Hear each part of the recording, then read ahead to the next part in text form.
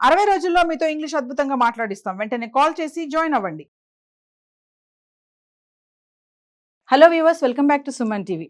బాగా డబ్బులున్న వాళ్ళు విడిపోతున్నారు, చదువుకున్న వాళ్ళు విడిపోతున్నారు, చదువుకోలేని వాళ్ళు కూడా విడిపోతున్నారు. Middle class, above middle class, celebrities పెళ్లి చేసుకుని కొద్ది రోజులు కలిసి ఉన్న వాళ్ళే తర్వాత వివిధ రకాల కారణాల వల్ల విడిపోవడం అనేది మనం ఈ మధ్యన చూస్తున్నాం.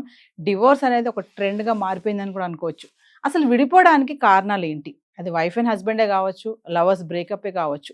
అసలు రీజన్స్ ఏంటి? ఎక్కడ సమస్య వస్తుంది? దీనిపైన మాట్లాడడానికి ఈరోజు మనతో పాటు ఉన్నారు life coach and entrepreneur Sandeep Raj Varma. సార్తో మాట్లాడదాం. నమస్తే అండి. నమస్తే మ్యామ్. సందీప్ గారు, విడిపోవడానికి అసలు ఎక్కడ కారణం ఉంటుంది? అంటే ఏం మిస్టేక్ చేయడం వల్ల విడిపోతున్నారు అంటే ఒక్కరు కాదు, ఇక్కడ ఎడ్యుకేట్స్ కానీ, నాన్ ఎడ్యుకేట్సే కానీ, సెలబ్రిటీసే కానీ, మంచి హైఫైలో ఉన్న వాళ్ళు కూడా విడిపోతున్నారు, మనం చూస్తున్నాం. ఎక్కడ మిస్టేక్ జరుగుతుంది అంటే? ఫస్ట్ ఆఫ్ ఆల్ విడిపోవడం అనేది రెండు రకాలు, మెచారిటీ అండ్ ఇమ్మెచారిటీ. రెండు రకాలుగా మనము ఆలోచించవచ్చు. ఇమ్మెచారిటీగా ఉన్న డెసిషన్స్, ఓకే. ఇమ్మెచారిటీ అని అంటే ఆ డెసిషన్ మీద అయి ఉండదు, ఓకే. మిమ్మల్ని ఎవరో ఒకరు ఇన్ఫ్లుయెన్స్ చేసిన డెసిషన్స్ అయి ఉంటాయి. ఫర్ ఎగ్జాంపుల్, ఒక వైఫ్ అండ్ హస్బెండ్ ఉన్నారు. ఇప్పుడు తనకి ఇంట్లో వాళ్ళు ఎప్పుడైతే అత్తగారింటికి వచ్చిన తర్వాత తన ఇంట్లో ఏదో ప్రాబ్లమ్స్ ఉంటాయి. జనరల్గా అక్కడ కలిసి ఉండాలి కాబట్టి there might be some situations. So అక్కడ ఉన్న పరిస్థితులని ఎప్పుడైతే వేరే వాళ్ళతో డిస్కస్ చేసి వేరే వాళ్ళ నిర్ణయాలు అలా ఎలా జరుగుతుంది, ఓకే, మీ అత్తగారు అలా ఎలా అంటారు, మీ మామగారు అలా ఎలా అంటారు, నేను చిన్నప్పటి నుంచి నేను ఎలా చూసాను నేను, ఓకే, ఇలాంటివన్నీ కూడా ఎప్పుడైతే వేరే వాళ్ళ పర్సెప్షన్ వస్తుందో వీళ్ళిద్దరి మధ్యలో, అక్కడ ఇమ్మెచ్యూర్గా డెసిషన్ అయిపోతుంది. అంటే అక్కడ ఎడ్యుకేటెడ్ అయినా అన్ఎడ్యుకేటెడ్ అయినా కానీ, సో అక్కడ ఏం జరుగుతుంది అంటే నిన్ను చిన్నప్పటి నుంచి ఇలా పెంచాము అలా పెంచాము, ఇక్కడ వచ్చేసరికి ఏంటి ఇలాంటి పద్ధతులు, ఇలాంటి వర్షం వచ్చిన తర్వాత డెఫినెట్గా అక్కడ తనకి ఇంపాక్ట్ పడుతుంది. అక్కడ ఒక నేను విడిపోవాలన్న ఆలోచన క్రియేట్ అయిపోతుంది. సో ఇప్పుడు మెచారిటీ ఉన్న డెసిషన్స్, మెచారిటీగా విడిపోతున్న వారు ఉన్నారు. ఇప్పుడు మీరు అంటున్నారు సెలబ్రిటీస్ కానీ లేకపోతే ఇలాంటి వారు కానీ. సో ఇప్పుడు మెచారిటీ అని అంటే ఫస్ట్ ఆఫ్ ఆల్ వాళ్ళిద్దరి ప్రొఫెషన్స్, ఓకే, ఇద్దరి ప్రొఫెషన్స్ మ్యాచ్ అవ్వక, లేకపోతే వాళ్ళు టైం ఎక్కువ ఇచ్చుకోలేక, లేకపోతే వాళ్ళ యొక్క అభిప్రాయాలు కలవలేక, ఓకే. సో వాళ్ళ లైఫ్ పబ్లిక్ లైఫ్ ఉంటుంది. మేబీ వాళ్ళ యొక్క డెసిషన్స్ ఏవైతే ఉంటాయో డెఫినెట్గా వాళ్ళు తీసుకున్న నిర్ణయాలు ఏవైతే ఉంటాయో ఆ నిర్ణయాలను ఒకరికొకరు అంగీకరించుకోలేక, ఓకే, ఒక మెచ్యూరిటీతో విడిపోయే వాళ్ళు కూడా ఉన్నారు. సో దీంట్లో విడిపోవడానికి కారణాలు అనే పాయింట్కి వచ్చేసరికి తగ్గేదేలే అనే కాన్సెప్ట్. నేను తగ్గా అంటే నేను తగ్గా. ఇప్పుడు ఎవరైనా సరే కలిసి బతకాలి అని ఆలోచించగలగాలి. విడిపోవడానికి 1000 రీజన్స్ ఉండొచ్చు అండి, కానీ కలిసి బతుకుండడానికి ఒక రీజన్ ఎత్తుకోవచ్చు కదా. పెళ్లి కానంత వరకు ఒకరికొకరం తిరగాలి, ఒకరికొకరు సినిమాలకు వెళ్ళాలి, షికార్లకు వెళ్ళాలి, అక్కడికి వెళ్ళాలి, ఇక్కడికి వెళ్ళాలి, ఇంత బాగుంది రిలేషన్. అది కానీ పెళ్ళయ్యాక ఎందుకు అది మారింది, రివర్స్ అయిపోతున్నారు. ఎందుకు అది మారుతుంది? 5 years నుంచి రిలేషన్ లో ఉండి పెళ్లి చేసుకొని 2 years తర్వాత బ్రేకప్ అయ్యి డివోర్స్ లాగా ఎందుకు అది జరుగుతుంది? బికాస్ మేబీ యూనో మీ యొక్క పర్సెప్షన్ మారుతుంది ఆఫ్టర్ పెళ్లి తర్వాత. ఎందుకు అనంటే చిన్నప్పటి నుంచి మనం అందరం కూడా నాకు ఇలాంటి ఒక డ్రీమ్ గర్ల్ కావాలి, ఇలాంటి ఒక హస్బెండ్ కావాలి అని ఒక వరల్డ్ క్రియేట్ చేసుకుంటాం. సో మనం ఎప్పుడైతే పెళ్లి చూపులకి లేకపోతే ఇలాంటి కాలేజ్ టైంలో లవ్ ఏదో జరిగినప్పుడు వాళ్ళలో ఏంది అని అంటే ఆ డ్రీమ్ వరల్డ్ మీ మైండ్లో ఏదైతే క్రియేట్ చేసుకుంటారో ఆ మైండ్కి కనెక్టెడ్గా ఉండేటట్టు ఉంటారు ఆ పర్సన్, ఓకే. ఓన్లీ ఏదైతే ప్రొజెక్షన్ వాళ్ళు ఏదైతే మనకు ప్రొజెక్ట్ చేస్తారో అది మాత్రమే మనకు తెలిసి ఉంటుంది. రూపాయికి 2 రకాలు ఉంటాయి, అటువైపు ఉంటుంది ఇటువైపు ఉంటుంది, రైట్. మనం ఒకటే వైపు చూస్తాం అనమాట, ఆ రెండో వైపు చూడం. ఎప్పుడైతే ఆ రెండో వైపు ఈ మనిషి చూడడం స్టార్ట్ చేస్తాడో, ఆ నెగిటివ్ యాంగిల్ ఏదైతే చూడడం స్టార్ట్ చేస్తాడో అక్కడ నచ్చకపోవడం అనేది స్టార్ట్ అవుతుంది. సో ఒక మనిషిలో మనం ఏం చూడాలండి, ముఖ్యంగా మనిషిలో మంచి ఉంటుంది చెడు ఉంటుందండి. ప్రతి మనిషిలో ఆ మంచి చూడాలి చెడు చూడాలి కదా, రెండు చూడాలి. నేను మంచి మాత్రమే నేను యాక్సెప్ట్ చేస్తాను, చెడు నేను యాక్సెప్ట్ చేయను అని అంటే ఇట్ డజంట్ వర్కౌట్. ఏ రిలేషన్షిప్ అయినా వర్కౌట్ కాదు. ఇప్పుడు నేను విడిపోయే వాళ్ళందరికీ నేను ఒకటి చెప్తాను, మీ అమ్మా నాన్నని గమనించండి ఒకసారి. మనకి బిగ్గెస్ట్ టీచర్స్ ఎవరంటే మన అమ్మా నాన్ననే. ఒకసారి చూడండి వాళ్ళని. మీ అమ్మా నాన్న ఎప్పుడు గొడవపడలేదా? ఎప్పుడు ఫైనాన్షియల్గా ప్రాబ్లమ్స్ రాలేదా? ఎప్పుడు లేకపోతే నీ వంట అట్లుంటది ఇట్లుంటది అని మీ నాన్నగారు ఎప్పుడు మీ అమ్మని తిట్టలేదా? గొడవలు రాలేదా? కొట్టుకునేదాకా కూడా వెళ్ళి ఉంటారు కదా 30-40 ఏళ్లలో. మరి వాళ్ళట్లో విడిపోవాలి కదా, కొన్ని 100 సార్లు కోట్ల చుట్టూ తిరగాలనుకుంటా అట్లా అంటే, right.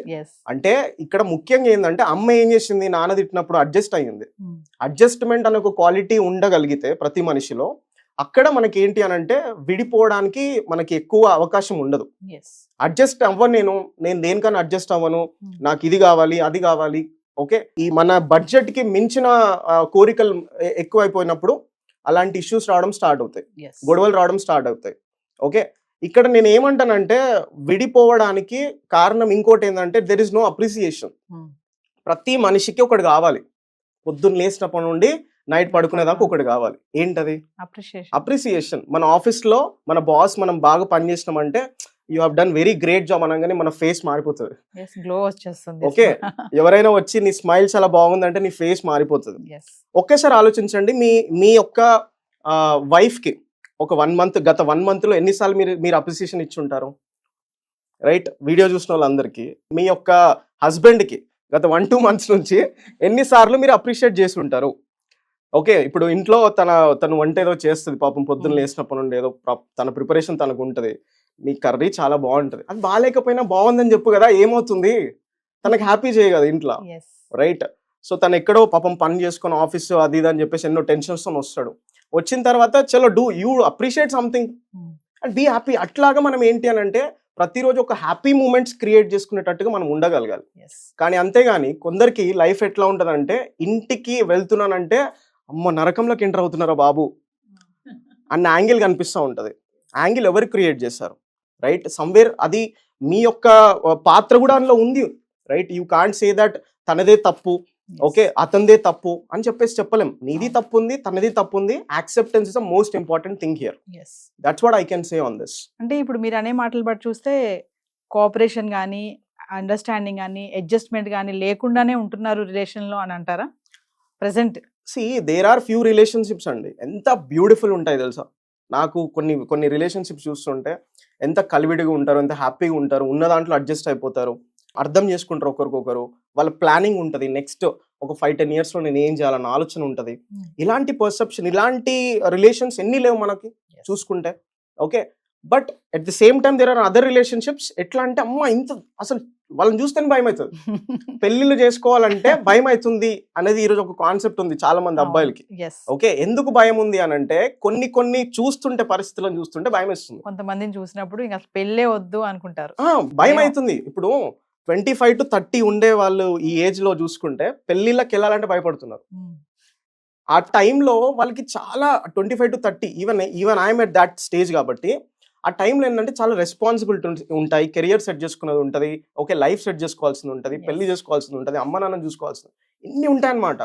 So every bye needs an understanding women and every ambitious girl needs an supporting men. తనకు ఒక అంబిషన్ ఉంటుంది లైఫ్లో, ఇట్లా చేయాలి అది చేయాలి అని చెప్పేసి ఇతను ఏదైనా చేస్తా అని అనగానే ఇతను వచ్చేస్తాడు. ఇంకా అలా ఎలా చేస్తావు, నా పర్మిషన్ లేకుండా తనకు వచ్చేస్తే కోపం. ఇంకా అరే సపోర్ట్ చేయ కదా, తను ఏమన్నా అంటుంటే సపోర్ట్ చేయ. అక్కడ సపోర్ట్ చేయకపోతే మహిళలకు నచ్చదు. మీరు చెప్పండి, as a women you should say support చేయకపోతే మహిళలకు నచ్చదు. అక్కడ నుంచి స్టార్ట్ అవుతుంది గ్రడ్జ్ అనేది. ఇంకా అక్కడ నుంచి ఆయన మాత్రం ఏది పడతా చేసుకోవచ్చు, నేను కనీసం నా ఫ్రెండ్స్ దగ్గరికి వెళ్తే కూడా వెళ్ళనివ్వడు, నేను ఏదైనా చేస్తా అంటే వద్దా అంటాడు, జాబ్ చేస్తా అంటే వద్దా అంటాడు, ప్రతిదానికి వద్దు అంటారు, తినొద్దు అంటాడు, మా అత్తయ్య గారు అట్లా అంటారు, మా మామయ్య అట్లా అంటారు. ఇది అక్కడ నుంచి స్టార్ట్ అవుతుంది ఇంకా ఇష్యూస్ అన్ని కూడా. సో ఇవన్నీ కూడా మనకి ఏంటి అని అంటే ఒకరినొకరు అర్థం చేసుకోవడం, ఒకరినొకరు అండర్స్టాండ్ చేసుకోవడం అనేది కూడా కనిపిస్తుంది మార్కెట్లో. అట్ ది సేమ్ టైం ఈ రకంగా కూడా మనకి నెగిటివ్ ఎగ్జాంపుల్స్ కూడా ఉన్నాయి. ఆ నెగిటివ్ ఎగ్జాంపుల్స్ ఎందుకు అవుతున్నాయి అంటే చిన్న ఉంటాయండి వాళ్ళ రీజన్స్, చిన్నది.